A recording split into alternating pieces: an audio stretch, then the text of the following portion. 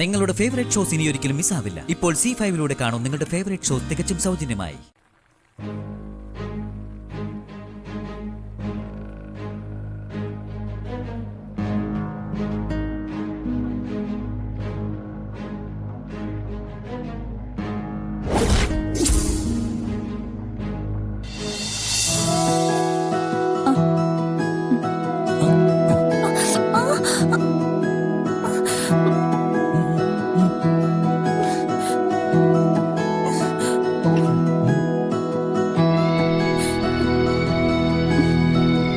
ഭക്ഷണം കൃത്യസമയത്ത് കഴിക്കണം. പറഞ്ഞു ചെയ്യിപ്പിക്കാൻ ആളില്ലാത്തോണ്ട. ഭാര്യയോട് പറയണം. എന്തിനാ പറയുന്നത്? ഭാര്യക്ക് ഓർത്തെടുത്ത് തരാമല്ലോ.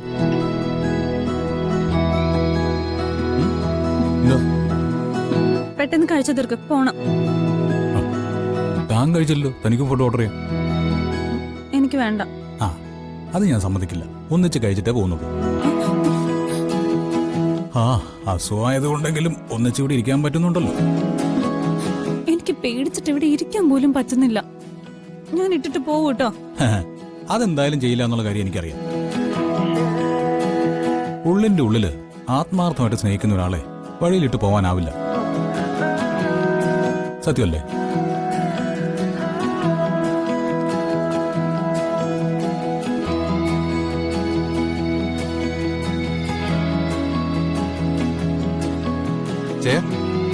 വരുണല്ലേ ഇത്?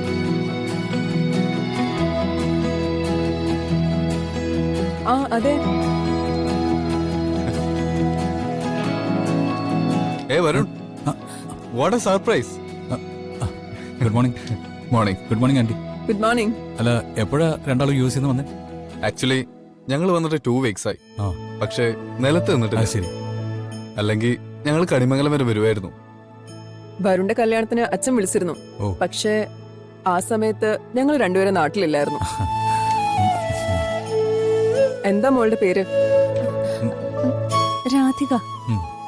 ഒരു ദിവസം പത്മിനി വിളിച്ചപ്പോ പത്മിനി എന്നോട് പറഞ്ഞു, വരുണന്റെ ഭാര്യ കാണാൻ സുന്ദരിയാണെന്ന്, നല്ല അടക്കം ഒതുക്കമുള്ള കുട്ടിയാണെന്ന്.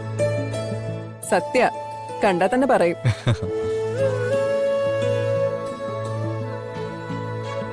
വരുൺ, ഈ വിവാഹം എന്ന് പറയുന്നത് ലോട്ടറി പോലെ. ഒരാളെ ഒത്തുകിട്ടിയ അത് ദൈവത്തിന്റെ സമ്മാനമെന്നേ പറയാൻ കഴിയും.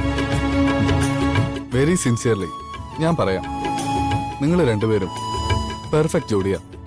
ഓ, അയ്യോ, അത് കാണുന്ന എല്ലാ പെൺകുട്ടികളിലും എന്തെങ്കിലും തകരാറ് കണ്ടുപിടിക്കുന്നതാണ് ശേഖർ. കുട്ടിയുടെ കാര്യത്തിൽ അങ്ങനൊന്നും കണ്ടുപിടിച്ചില്ല. ഭാഗ്യമൊന്നും കരുതിയാ മതി. അല്ല, അങ്കിളും ആന്റി എപ്പോഴാ കണിമംഗലത്തേക്ക് വരുന്നത്? വരടോ, 1-2 പ്രോപ്പർട്ടീസിന്റെ രജിസ്ട്രേഷൻ ഉണ്ട്. അറിയാലോ ഗവൺമെന്റ് കാര്യങ്ങൾ. എന്തായാലും പോകുന്നതിന് മുമ്പ് ഞങ്ങൾ തീർച്ചയായിട്ടും വന്നിരിക്കും, അല്ലേ? ചേ, ഇവരെ കണ്ട സന്തോഷത്തിന് നമുക്കൊരു സെൽഫി എടുത്താലോ? അത് പിന്നെ വേണ്ടേ? വരുൺ, പ്ലീസ്. ആയിക്കോട്ടെ.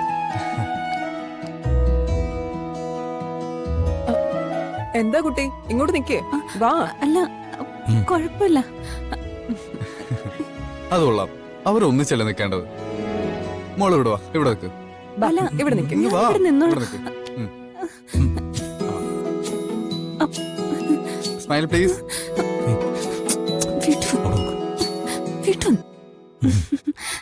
ഭയങ്കര നാണോ?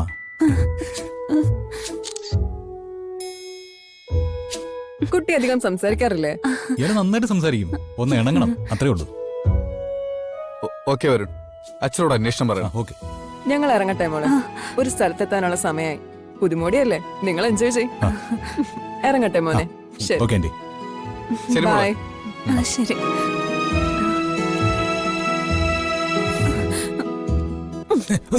അവരോട് എന്താ പറയാതിരുന്നേ? നമ്മള് ഭാര്യയും ഭർത്താവും അല്ലെന്ന്. സത്യമല്ലേ പറയേണ്ടത്? നമ്മുടെ ഭാര്യ ഭർത്താവല്ലേ? അവരിനി ആരോടെങ്കിലും പോയി പറഞ്ഞാലോ? അവര് പറഞ്ഞു കേട്ടില്ലേ അവർക്ക് നിലത്തേക്കാൻ ഒരു സമയമില്ലെന്ന്. അതിനിടല്ലേ ഇതിനൊക്കെ എപ്പോഴാ സമയം? എനിക്ക് പേടിയാവുന്നു. അല്ല, കൂട്ടുപ്രതി ഉണ്ടല്ലോ, പിന്നെന്തിനാ പേടിക്കുന്നത്? ഇല്ല, കളിയാ.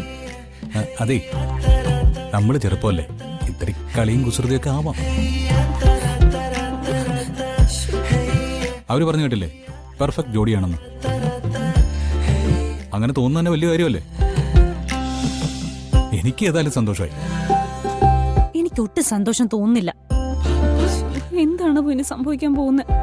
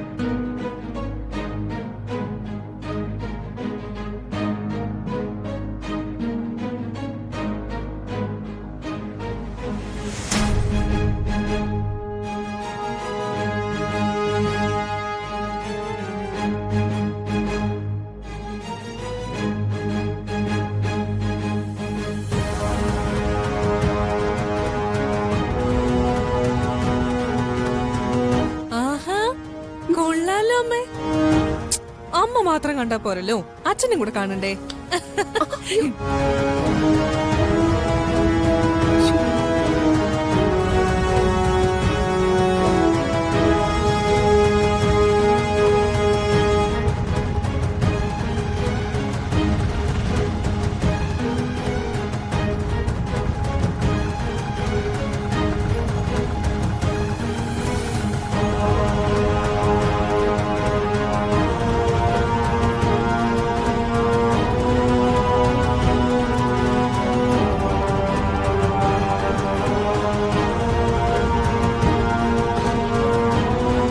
തനിച്ചു വന്ന രാധിക എവിടെ? ചേച്ചി ഏതെങ്കിലും അമ്പലത്തിൽ പോയാ അവിടുത്തെ ചടങ്ങുകൾ മുഴുവൻ കഴിഞ്ഞിട്ടേ വരൂ. എനിക്കാണെങ്കിൽ പൊങ്കാല കഴിഞ്ഞപ്പോഴേക്കും ഭയങ്കര തലവേദന. അതുകൊണ്ട് ഞാനൊരു ഓട്ടോ പിടിച്ചിങ്ങി വന്നു. നിങ്ങളെ കൂട്ടിവരാൻ ഞാൻ വരുണിനെ അയച്ചിരുന്നു. അവനെ കണ്ടില്ലേ? വരുൺ വന്നോ? ആ. എന്നിട്ട് എന്നെ ഒന്നും വിളിച്ചു പോലും ഇല്ലല്ലോ. അതെങ്ങനെ പ്രിയങ്കയെ നിന്നെ വിളിക്കുന്നേ? വരുൺ വന്നത് ആ ഉദ്ദേശത്തിലല്ലോ. നീ ഒരു മണ്ടിയാ, നിന്നെ പറ്റിക്കാൻ എളുപ്പാ. സ്റ്റേറ്റ്സിലുള്ള ശേഖരണങ്ങളെ കുറിച്ചും ജയാന്റിനെ കുറിച്ചും അമ്മ പറഞ്ഞിട്ടില്ലേ? ഉവ്വ്, നമ്മള് ബന്ധുക്കളല്ലേ? അതെ. കുറച്ചു മുമ്പേ അവര് വരുണിനെയും ഭാര്യയെയും കണ്ടു, ഒരു വലിയ ഹോട്ടലിൽ വെച്ച്.